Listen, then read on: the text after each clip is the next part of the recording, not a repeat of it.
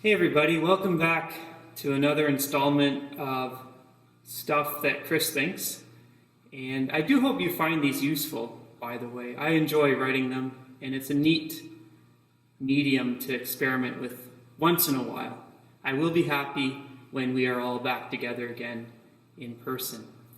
Like many of you, I never let my mind wander at worship here at St. Andrews, but hypothetically, if that were to happen, this would be one of my favorite windows here in the sanctuary. We see in this window that Mary is at the exact moment of realizing that Jesus is not the gardener, but in fact he is the risen Christ. She lifts up her eyes in a new way and doesn't see as she formerly did. She sees with new and fresh eyes the world that is unveiled around her. I thought we would take a little bit of a break this week from kind of more somber themes and think a little bit about beauty. It will be this Sunday, Easter Sunday. And I'd like to suggest to you, in fact, that Christians through the ages have thought that things like truth and beauty and goodness are together. We cannot extract what is true and good from what is beautiful easily. If you put your mind to it, I'm sure it's possible.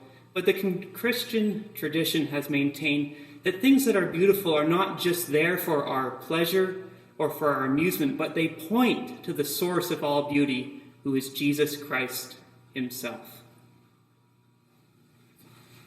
The Bible does speak about the beauty of the Lord, everyone. The Bible talks about worshiping in the beauty of holiness. The first two chapters of Genesis describe God's creation, and the narrator says that everything God created was good. It points to its creator. Psalm 19 tells us that the heavens declare the glory of God, and day after day they pour forth speech, not audible speech, but they still tell us about the beauty and majesty of their creator.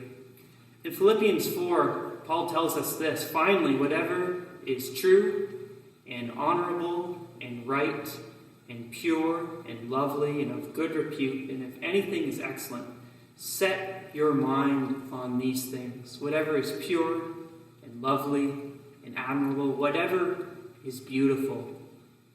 Beauty, as we said, and it's worth saying once again, is not just about making us feel happy, or it's not just about an experience of pleasure, but Christians understand the source of beauty being Jesus Christ himself. Where there is beauty in this world, it is a reminder that what is good and true is not far off and inaccessible, but is revealed, in fact, in the person of Jesus Christ.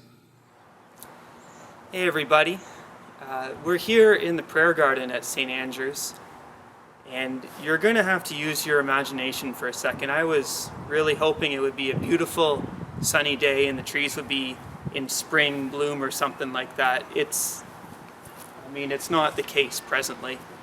Sometimes though in the summer I find myself out here in the peaceful order of the garden with the stone and God's creation, and my mind wanders to who God is, his own peaceful order that he brings into my life.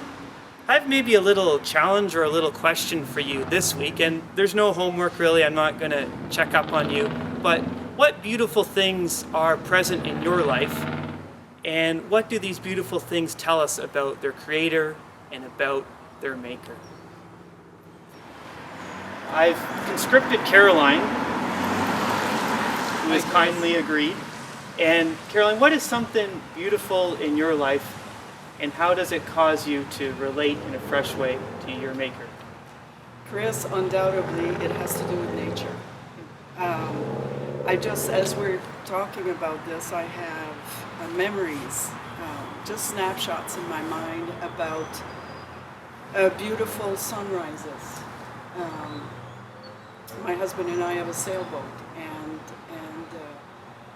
we anchor overnight, and in the morning, early morning in the summer, just to see the rising sun, the colors at the horizon is just, it's tremendous, it's beautiful. Yes, nature, absolutely. And There's a scripture, I can't remember where it is, but it speaks of the heavens that declare the glory of God. Yeah, Psalm 19. Psalm 19, Yeah. yes. And it's undeniable. You look around and just if you live in a urban setting also, you just look at the trees around and the birds, even in the city, the birds that you hear. And I just saw a butterfly this week, a little butterfly, first one in the spring. And God is good, and God is our creator, our maker, as you said. And it just, there's something that rises within Yeah. when we see this. So there you have it, everybody. Amidst of everything that's going on, what is beautiful in your life, and how can that draw you into the wonder and mystery of a God who created you and loves you very much? Thanks for your time. Blessings.